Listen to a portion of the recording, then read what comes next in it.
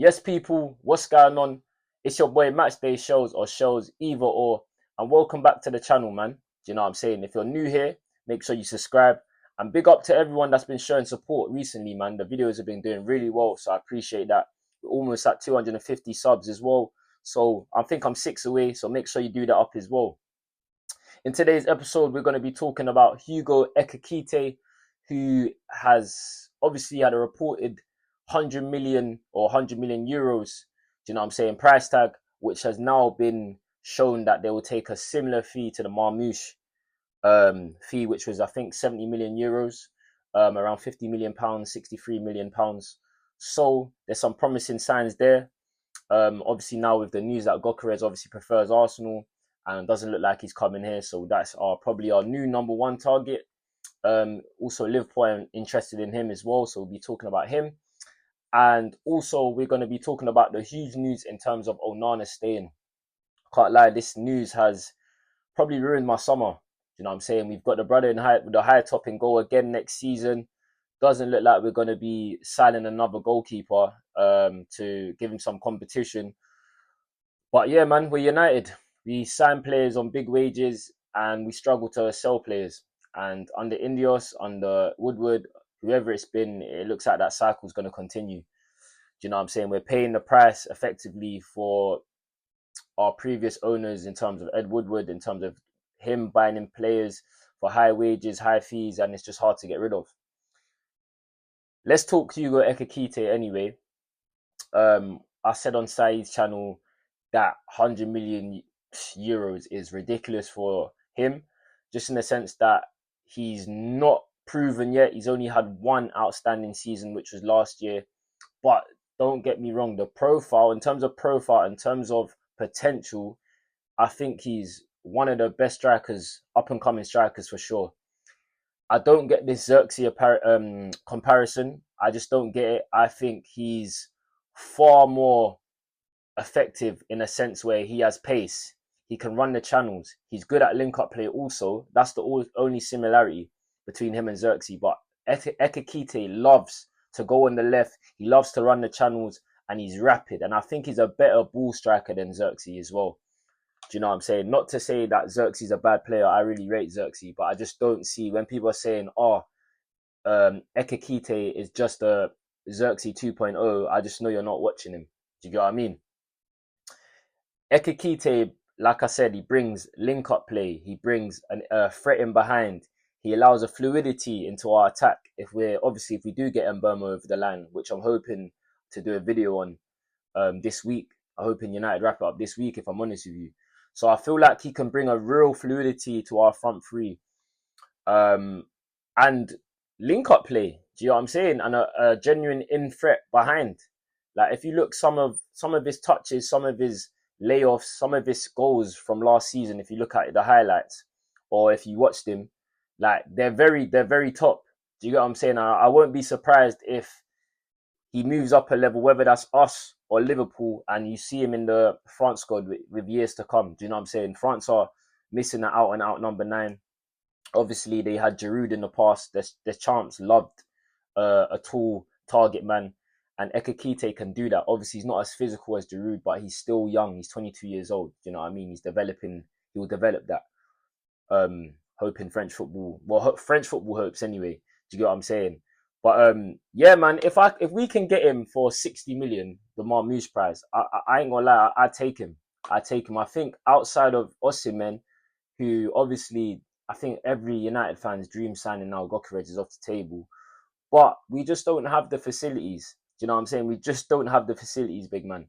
We probably can get the fee over the line, but the wages under Ineos, I just don't see it happening. And his personality and the fact that he's more of a win now player, I don't really see it coming over the line. I just don't think the timelines match. I love him here. Trust me, I love him here, but I just don't see it happening. I think Ekitike at this price of 63 million, 70 million euros, is realistic.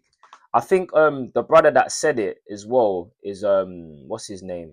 Let me just check. But yeah, that news came from Paul Hurst, who is a writer for the Times, and he's pretty. I wouldn't say he's the most reliable, but I think he's got a few things right. So yeah, Times is usually a good paper to go by. It's not like it's a sun source or anything. So 63 million, man. Again, I bite your hand off if I'm honest with you. Do you know what I'm saying? With the potential that he potentially has. And I know some fans will argue, well, we had Højlund who was 70 mil. I just think Ekitike is a way better player. Do you know what I'm saying? I was happy about Højlund, if I'm honest with you, just because of the tape I watched. But I just think Ekitike is an all-round better player, and there's no coincidence why Liverpool and the likes of Chelsea have been linked with him. Do you get what I'm saying? If we can get him at 63 million, I think that's a risk we should take, because around Cunha and then Burmo, if that happens, I think that's a deadly front three with fluidity, goals from the right side, the left side, and the striker position. They all got 15 goals last season.